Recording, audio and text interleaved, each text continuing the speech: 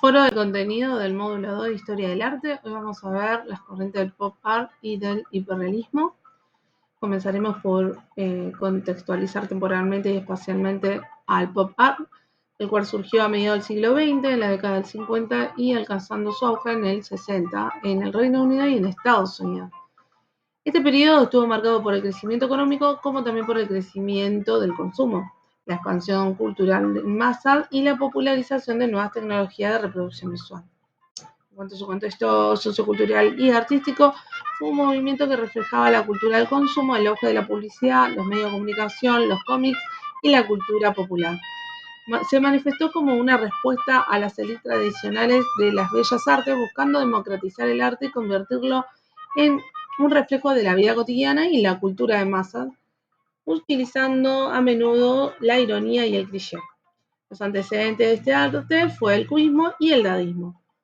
Las características, como veremos en la siguiente imagen, era la utilización de imágenes de consumos masivos y de cultura popular, empleando técnicas de collage y de repetición de imágenes como en una serigrafía.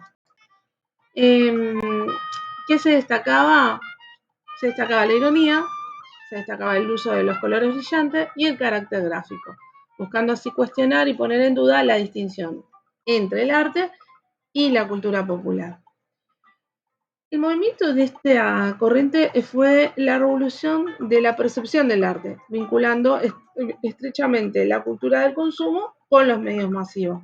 Su enfoque era democratizar y incorporar elementos cotidianos, derribando así barreras entre el arte y la cultura popular, e influyendo así en la publicidad, en el diseño y en la cultura visual contemporánea. Los representantes que marqué en este PowerPoint es Andy Warhol y Roy Lichtenstein, pero también hay otros como Richard Hamilton y Tom Wasserman. Bueno, comenzamos viendo la obra de Camel Soap Can Paper. Esta la realizó nuestro querido artista Andy Warhol, el cual fue una figura muy famosa en el arte pop, en el cual intentó llevar más allá de este estilo, convirtiéndolo en un estilo de vida, y su obra refleja frecuentemente una falta de afección humana, acompañada de ironía y parodia. Warhol utiliza fotografías de prensa y las repetía múltiples veces en la misma superficie, sacándola de su contexto habitual para trasladarla al dominio del arte. Esta técnica servía para describir la deshumanización que practicaban los medios de comunicación de masas modernos en cuanto al consumo. Entre sus obras también se encontraba retratos de figuras famosas como Marilyn Monroe, Mick Jagger, Jacqueline Kennedy, entre otros. La cultura popular fabrica sus propios iconos estéticos y Andy fue uno de los primeros que no solo vio este arte, sino que lo usó para fabricarlos, comercializarlos como si fuera un producto más de su consumo. En Europa quisieron ver a esta obra como una sátira subversiva y marxista del capitalismo estadounidense. Pero también está la realidad de que Warhol consumía esta sopa en lata. Una de las frases que él nos dejó es que hemos llegado a la conclusión de que los más banales e incluso vulgares elementos de la civilización moderna pueden, al traspasarse al lienzo, convertirse en arte. Otro de los referentes de la corriente del arte popular fue Roy Lichtenstein. Aquí vemos una de sus pinturas, Drawing Girl, que en español sería Chica Ahogada. Fue conocida también por Secret Hill, que es, digamos, su arte original, hecha por Tony Abruzzo. Se destaca porque Roy utilizaba cómics antiguos para realizar una parodia en la producción y generar un toque crítico y humorístico en su obra. Podemos destacar que Roy, además de ser un pintor, también fue músico y también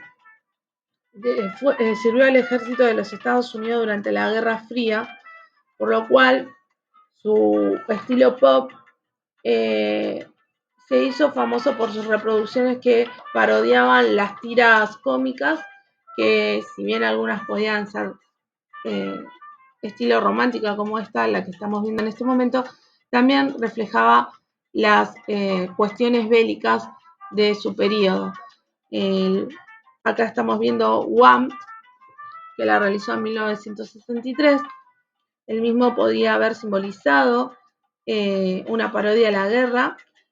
Algunas fuentes las consideran antibélicas, ya que esta se pintó durante la Guerra Fría que enfrentó Estados Unidos y la Unión Soviética, y también fue una época durante la Guerra de Vietnam, que intensificó el sentimiento bélico y los recursos propagandísticos en la cultura, perpetuando así la idea de la guerra y el patriotismo. Esto también es un tema de una tira cómica de Lichtenstein que podría haber explorado los cómics de guerra retratando narrativas de esta misma, de las guerras, y los arqueotipos que involucraba tanto a los héroes como a los villanos. En este caso es una pintura que es díptico, o sea, está hecha en dos paneles representando un mismo tema. Bueno, ahora vamos a pasar a la corriente hiperrealista. La vamos a ver como uno de los referentes a Chuck Close, pero bueno, tendríamos que primero contextualizarlo. Nació en la década del 60 y se consolidó en 1970, se dio principalmente en Estados Unidos. Fue una evolución del fotorrealismo y se desarrolló en un contexto de avances tecnológicos en la fotografía y en la reproducción visual. En cuanto a su contexto sociocultural y artístico, se desarrolló en un momento en que la cultura visual y la fotografía tenía un impacto dominante en la percepción del mundo. La técnica hiperrealista refleja un interés por la objetividad, la precisión y los detalles minuciosos, en contraste con otros estilos que eran más expresivos y abstractos. También podríamos decir que reflejaba el auge del periodo de la ciencia y la tecnología y la fascinación por las actitudes visuales. El antecedente de esta arte fue el arte pop y también las técnicas de tradición de la pintura de precisión.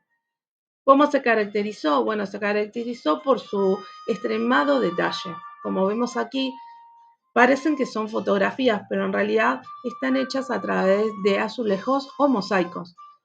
Este es el autorretrato de Chuck Close en su juventud y más en su vejez. Por lo cual podemos decir que los artistas utilizaban la referencia fotográfica para crear obras que buscaban la objetividad y podían contener elementos narrativos o emotivos. Se diferenciaba del fotorrealismo en que las obras hiperrealistas o a menudo transmitían una carga emocional o narrativa, no solo una imagen mecánica. ¿Cuál era el significado de este movimiento? Era el desarrollo de las nociones tradicionales de la pintura al incorporar técnicas fotográficas sin magnificación del detalle, enfatizando en la objetividad, sirviendo así la exploración de la capacidad técnica del artista y la reflexión sobre la realidad en la relación entre la realidad, la percepción y la representación de la realidad. Y además influyó en las áreas como en el cine, la fotografía y el diseño visual contemporáneo. En este caso, estamos viendo dos obras que realizó Chuck Close, autorretratada, una hecha con azulejos y cerámicos y el otro hecho con mosaico. También una característica importante es que eran obras de arte bastante grandes, de una altura de aproximadamente de 3 metros, y una característica particular o importante para reconocer a este artista es que él sufría de una enfermedad que se llamaba prosopagnosia. ¿Qué es esto? Es que no podía reconocer las caras de las personas.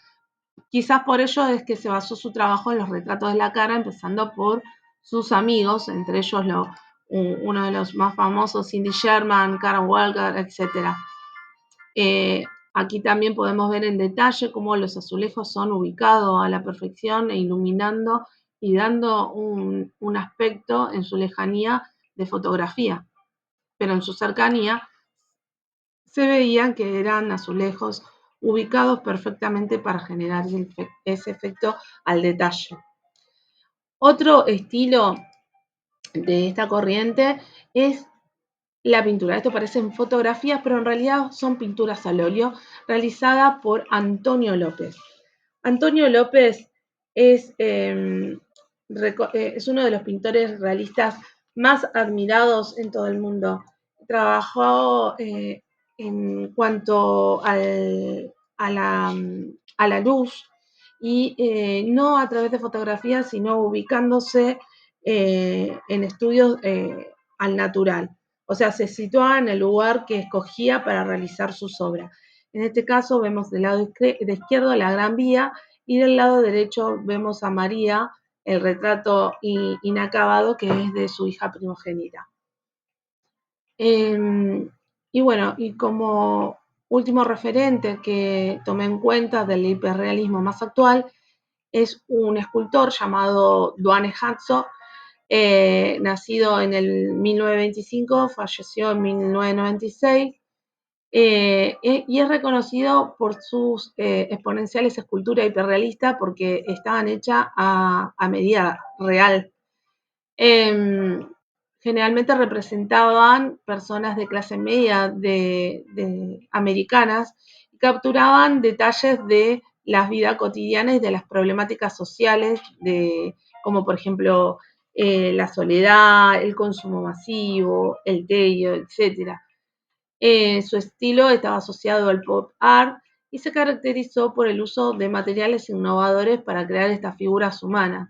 Aquí vamos a ver en detalle una obra muy importante de él y muy completa que representa una mujer haciendo sus compras en el supermercado y impresiona la realidad y la actitud propia de una acción cotidiana, con lo cual se conseguía establecer así un nuevo vínculo. ¿Cuál era ese nuevo vínculo? Que el público que observaba se vinculaba en forma espejo con lo que estaba, con el arte que estaba viendo, y al verse así reflejada permitía que se pueda cuestionar y siempre que fuese pertinente los valores propios de la vida moderna. Y para conseguir este realismo, el autor de esta arte utilizaba poliéster, resina de poliéster, perdón, y lo realizaba sobre una estructura de fibra de vidrio y le agregaba pelo, vello natural, objetos reales, etc. Por lo que también el artista llegaba a argumentar un medio o un camino entre lo que era representativo, lo que era conceptual, con lo que era evidentemente alusión a una instalación en donde vivía eh, eh, la verdad y el arte en conjunción, digamos, ¿no? O sea, una realidad y el arte. Bueno, lo que podemos decir es que Duarte Hanso fue un destacado escultor estadounidense que transmitió sensaciones y emociones complejas, empleando técnicas como el vaciado en yeso, fibra de vidrio y poliéster, y vestía su figura con ropa usada para reforzar su carácter realista. Sus esculturas, que representaban típicamente personajes como obreros, limpiadores o personas de la vida cotidiana, reflejaban y criticaban aspectos de la sociedad americana, específicamente de la sociedad moderna. Gracias a su enfoque, Hanson logra que sus obras parezcan tener vida propia y sean emblemas universales de tipos humanos y problemáticas sociales. Bueno, hasta aquí podemos finalizar.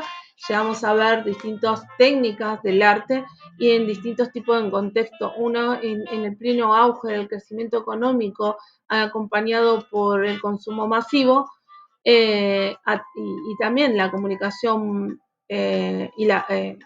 popular y la cultura popular a través de distintos tipos de medios como publicidades de productos de consumo masivo, como cómics, y luego partimos al hiperrealismo más de la mano de la ciencia, de la evolución tecnológica en las artes visuales y en los medios de comunicación no visuales.